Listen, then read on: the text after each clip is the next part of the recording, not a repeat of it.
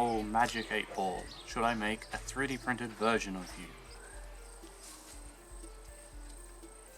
Well, let's get designing.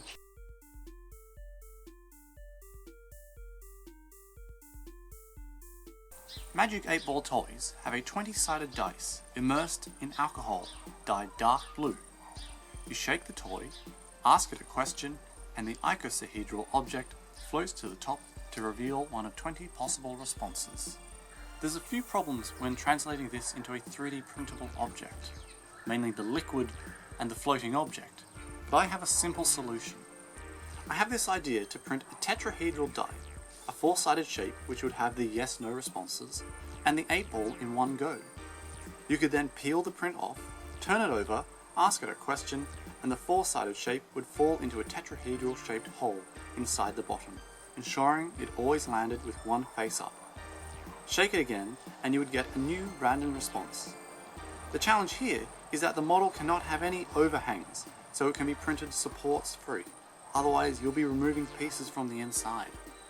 I began making this in CAD, but immediately discovered that it was harder than I anticipated to make the tetrahedron. After some trial and error and help from Google Images, I found a solution.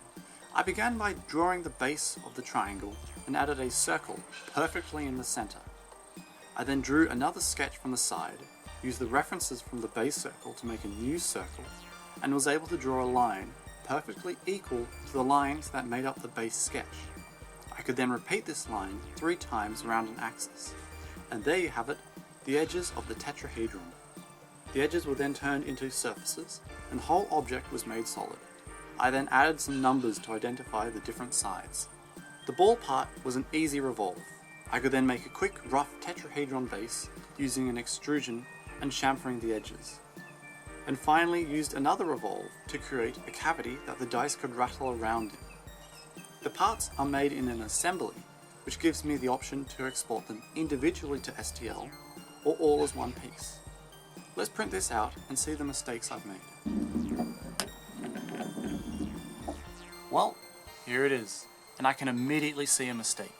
The dice and the ball stuck together, either through the STL export or the way the 3D printing software interpreted the model.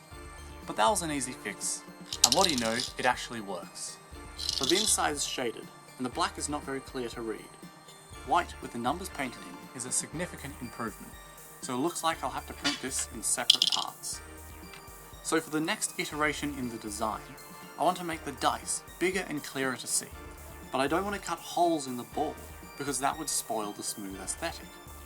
I'd also like the dice to land more solidly in the base without rattling, and I'll also add the 8 to the top of the ball.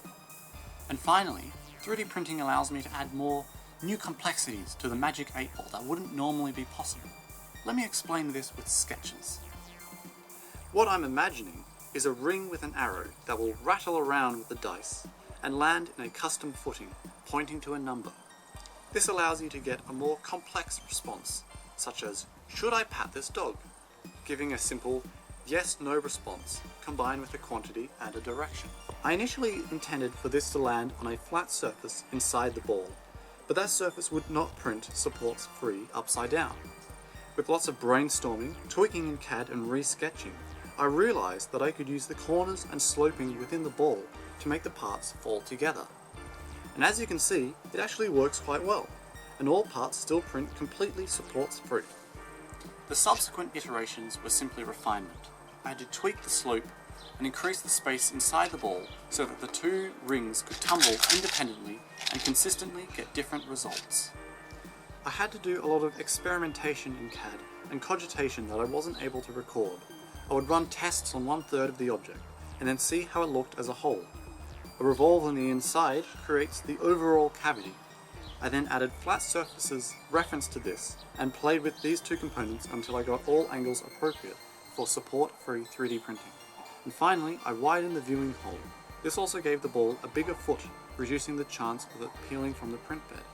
As is printing, you put the direction and number rings in the ball, sealing them away. And then the dice gets chucked in after. You can now choose to push in a triangular viewing hole, which has the beveled edges, so the tetrahedron can't fall out.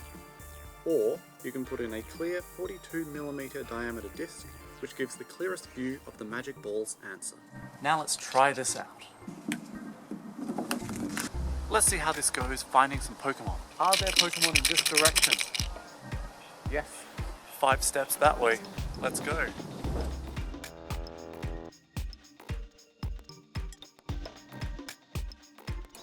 I caught one, so I would say that was a success.